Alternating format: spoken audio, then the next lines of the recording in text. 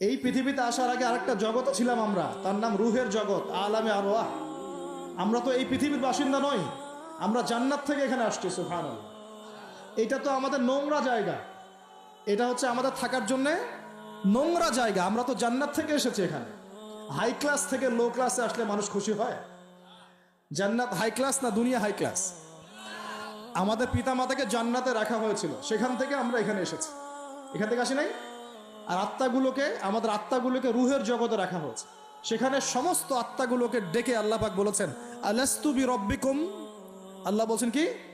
আলাস্তু বিরব্বিকুম, আমি কি তোমাদের রব নই? সমস্ত আত্মারা একসাথে বলেছিল, বেলা ইয়া রব্বি, অবশ্যই আপনি আমার রব। সুবহানাল্লাহ। আমরা এই সাক্ষ্যটা দিয়ে আসছি। সূরা আরাফ পড়লে আপনি বুঝতে পারবেন, এখানে আছে আমরা এই সাক্ষ্য দিয়ে পৃথিবীতে আসছি। এখানে এসে ভুলে গেছে, মনে পড়ে না। মনে পড়ে? মনে পড়ে না। এইটা মনে করানোর জন্যই তো আল্লাহ পাক যুগে যুগে নবী রসুল পাঠিয়েছে।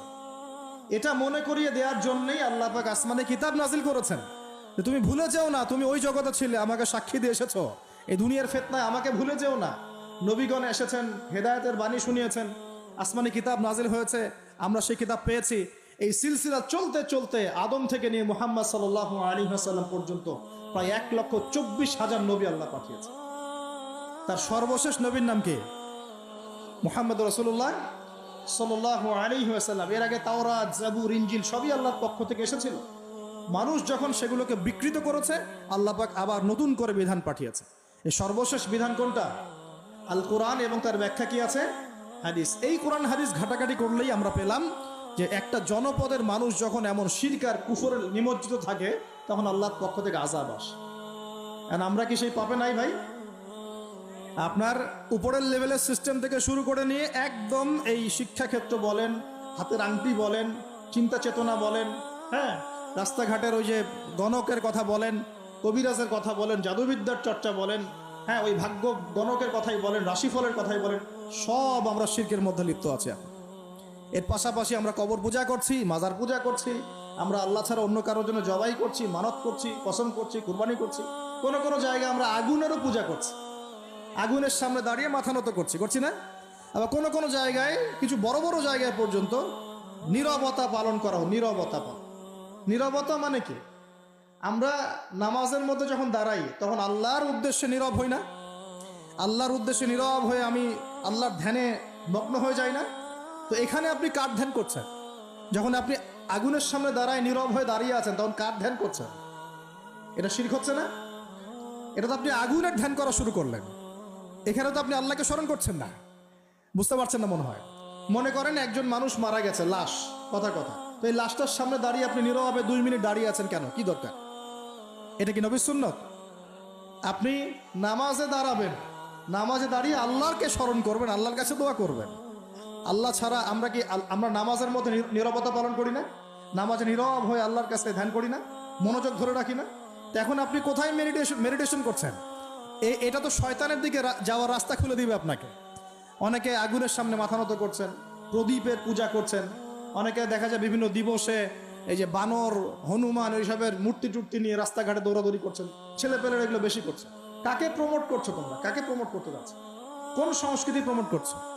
এই হাদিস এটাও আছে শেষ জামানায়, যে আমার উম্মতের একটা বড় অংশ মুশরিকদের সাথে মিশে যাবে এবং মূর্তি পূজা শুরু করবে। এগুলো চলছে না এখন? এগুলো যখন চলবে, তখন আমাদের উপর কি আল্লাহ পাকের রহমত নেমে আসবে ভাবছেন, না আযাব আসবে?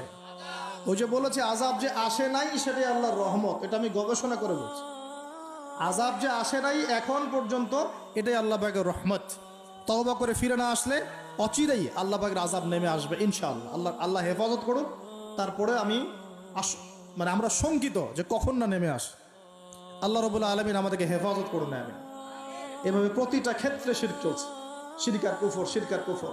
কোরআন খোলেন, হাদিস পড়েন, দেখবেন আল্লাহ পাক যতগুলো জনপদকে ধ্বংস করেছেন, তার প্রধান 2টা পাপ ছিল শিরক আর কুফর। কুফর, এই যে আমাদের যুব সমাজ এটাই বোঝে না যে নামাজটা ছেড়ে দেওয়াটা কুফরি। নামাজ যে না পড়া, ছেড়ে দেওয়া, ইচ্ছা করে না পড়াটা কুফরি, এটা ওদেরকে কেউ শেখায় নাই। 20 বছর পড়াশোনা করেছে বিশ্ববিদ্যালয়, স্কুল, কলেজ, বিশ্ববিদ্যালয়ে 20 বছর পড়াশোনা করেছে, কেউ কোনো স্যার ওদেরকে শেখায় নাই যে নামাজ ছেড়ে দিলে কুফরি হয়। এবং এদের সংখ্যা লক্ষ লক্ষ না, মনে হয় কোটি কোটি হবে যুব সমাজ, যারা 20-25 বছর পড়াশোনা করে নামাজ যে কুফুর, নামাজ ছেড়ে দেওয়া যে কুফুরি, এটা শিখে নেয়। আর নবীজি বলেছেন, মান তারাকা সালাতান মুতাআম্মিদান ফাকাদ কাফারা। যে কোনো মাযহাবের ইমাম সাহেবকে জিজ্ঞাসা করে দেখেন, যে কোনো মাযহাবের আলেমকে জিজ্ঞাসা করে দেখেন, এই হাদিসটা আপনাকে শুনিয়ে দিবে। যে ব্যক্তি ইচ্ছাকৃতভাবে নিজের উপর ফরজ নামাজ ছেড়ে দিল, সে কুফরি করলো। কি করলো? তো এই যুব সমাজকে কে শিখাবে যেটা কুফরি? বহু ছেলে পেলে আমি তো দেখেছি, ওয়াজ মাহফিল অ্যারেঞ্জ করা হয়েছে, এশার ওয়াক্ত হয়ে গেছে, সবাই নামাজে দাঁড়িয়েছে, অর্ধেকের বেশি নামাজ বাদ দিয়ে দূরে দাঁড়িয়ে হট্টগোল করছে, হই হুল্লা করছে। এখানে ওয়াজে আসছে বক্তাকে দেখার জন্য আসছে। নামাজ নাই, ওয়াজ শুনে কি করবা তুমি? নামাজ ইম্পর্টেন্ট না ওয়াজ ইম্পর্টেন্ট? নামাজ না থাকলে ইসলাম থাকে? আমি আজকে একটা হাদিস পড়ে আসছি, আস্তে আস্তে পড়তে আসছিলাম এগুলা, যে ইসলামের শেষ জামানায় ইসলামের যে বিষয়গুলো উঠে যাবে, হ্যাঁ, ইসলামের যে বিষয়গুলো উঠে যাবে, তার মধ্যে অন্যতম একটা হচ্ছে আল্লাহ পাকের আইন, আল্লাহ পাকের শাসন। উঠে যায় নাই সারা বিশ্ব থেকে? আস্তে আস্তে আস্তে উঠে গেছে না? আচ্ছা, এরপর বাকি থাকবে নামাজ। এরপর বাকি থাকবে কি? নামাজ। ওই নামাজ হবে সর্বশেষ ইসলামের রোকন, যেটা সর্বশেষে উঠে যাবে, নামাজও উঠে যাবে। এখন দেখেন তো সমাজের কত পার্সেন্ট মানুষ নামাজ পড়ে? কত পার্সেন্ট? একটু হিসাব করবেন, খালি মসজিদে ফজরের ওয়াক্তে আর এশার ওয়াক্তে যাওয়া আসা করে বুঝতে পারবেন যে নামাজ কত পার্সেন্ট মানুষ পড়ে, 5 ওয়াক্ত নামাজ কত পার্সেন্ট মানুষ পড়ে।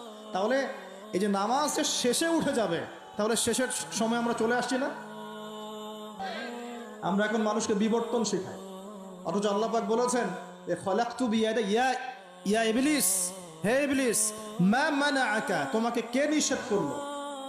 মা মানাআকা আল্লা তাসজুদা ইয আমারতুক, তোমাকে কে বারণ করলো আদমকে সেজদা করতে, যাকে আমি সৃষ্টি করেছি? খলাকতু বিয়াদাই, আমি যাকে নিজ হাতে সৃষ্টি করেছি। তাহলে আল্লাহ পাক আমাদেরকে কিভাবে সৃষ্টি করেছেন? নিজ হাতে। এটা সম্মানের না? এটা ভালোবাসার না? আল্লাহ পাক অন্য কোনো মাখলুক সৃষ্টির ব্যাপারে বলেন নাই যে আমি অমুক মাখলুকটাকে নিজ হাতে সৃষ্টি করেছি, আসমানকে নিজ হাতে সৃষ্টি করেছি, জমিনকে নিজ হাতে সৃষ্টি করেছি, এমনটা আল্লাহ পাক কোথাও বলেন নাই। আল্লাহ পাক শুধু বলেছেন আদমকে সৃষ্টি করেছি, খলাকতু বিয়াদাই, আমি নিজ হাতে তাকে সৃষ্টি করেছি। সুবহানাল্লাহ। আল্লাহ পাক তাকে সৃষ্টি করে দুনিয়াতে পাঠিয়ে আল্লাহ পাকের খেলাফতের দায়িত্ব দিয়েছে, যে আদম তুমি দুনিয়ায় যাও, দুনিয়ায় নির্দিষ্ট সময় থাকবে, চিরস্থায়ী হতে পারবে না, আমার বিধান আমি নাজিল করব, সেগুলো যদি মেনে চলো এবং তা প্রতিষ্ঠা করো, তাহলে তুমি জমিনে আমার খেলাফতের দায়িত্ব পালন করো। জমিনে যে আল্লাহ পাকের বিধান মেনে চলে, আল্লাহর বিধান প্রচার প্রসার ঘটায়, প্রতিষ্ঠার চেষ্টা করে, সেই আল্লাহ পাকের খলিফা। আর জমিনে যে ব্যক্তি আল্লাহর বিধান মানে না, আল্লাহর বিধানের পরোয়া করে না এবং এই বিধান দিয়ে বিচার ফয়সালা করে না, সে আল্লাহ পাকের খলিফা নয়। সহজ কথা, সে তখন কার খলিফা? সে তার প্রবৃত্তির দাসত্ব করছে, অথবা শয়তানের পূজা করছে, অথবা নিজের মন গড়া প্রবৃত্তি হাওয়া এর দাসত্ব করছে। আল্লাহ পাক আমাদের সবাইকে আল্লাহ পাকের বিধান মেনে চলার তৌফিক দান করুন। এখন ইবলিসকে আল্লাহ পাক বলছেন, কেন তাকে সেজদা করলে না যাকে আমি নিজ হাতে সৃষ্টি করলাম? তা আমরা বুঝতে পারলাম আল্লাহ পাক আমাদেরকে নিজ হাতে সৃষ্টি করেছেন, আর আমরা এখন বাচ্চাদেরকে শেখাচ্ছি না, এই সৃষ্টির তত্ত্ব ভুল। তোমাদেরকে আগে এইভাবে আগে হাঁটতে দাঁড়াতে পারতে না, বাঁকা হয়ে থাকতে, তারপর একটু লম্বা হলে, তারপর আরেকটু লম্বা হলে, তারপর আস্তে আস্তে মানুষ হয়ে গেলে। আমরা এগুলো বাচ্চাদেরকে শেখাচ্ছি। কেন শেখাবো? আমার বাচ্চা তো মুসলিম, আমার বাচ্চা তো মুসলিম পরিবারের বাচ্চা, এ কি ইহুদি খ্রিস্টানের সন্তান? ওদের ওই সভ্যতার আল্লাহর সাথে কোনো সম্পর্ক নাই। তাদের সৃষ্টি তত্ত্ব বুঝতে হলে এমন বিবর্তনবাদের দরকার হয়। আমার তো দরকার নাই, কারণ আমি তো মুসলিম পরিবারের সন্তান, আমি তো আল্লাহকে বিশ্বাস করি, আমি তো জানি আল্লাহ পাক আমাকে সৃষ্টি করেছেন নিজ হাতে। আল্লাহ পাক আমাদেরকে সৃষ্টি করেছেন কি? নিজ হাতে, এবং রুহের জগতে রেখে আমাদের কাছে ওয়াদা নিয়েছেন